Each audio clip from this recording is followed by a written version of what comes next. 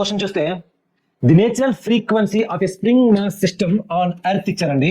So earth మీద natural frequency omega అని అంటున్నారు, and then the natural frequency of the system on the moon. Question ఏమడుతున్నారంటే spring mass system యొక్క natural frequency on earth is omega అని అయితే moon మీద ఏమవుతుంది? ఈ క్వశ్చన్ చూడంగానే నార్మల్ గా ఇక్కడ take G moon equals to G on earth by 6 అని కూడా ఇచ్చారు. మనం చూడంగానే నార్మల్ గా the natural frequency of omega equals to square root of G by L formula వేస్తాం. దిస్ ఈజ్ ఆన్ ఎర్త్ అని అనుకుంటాం. క్లియర్. ఫర్ మూన్ కావాలనుకుంటే omega dash equals to square root of G by 6 whole divided by L, which is also so ఇలా solve చేస్తే we will get omega equals to 1 by root 6 times of omega on earth. ఇలాగా omega dash వస్తదండి. ఇలా చేస్తే మనకు ఒక value వస్తది. Obviously ఇలా చేస్తే మనకు వాల్యూ వస్తది. ఆప్షన్ బి అనేది మనకు ఆన్సర్ కనిపిస్తది, కానీ ఇది రాంగ్ అప్రోచ్. ఎందుకు అంటే ఇది asking for natural frequency of spring mass system. Careful గా క్వశ్చన్ చదివితే for a spring mass system natural frequency omega equals to square root of k by m, where k is the stiffness of spring and m is the mass of a body.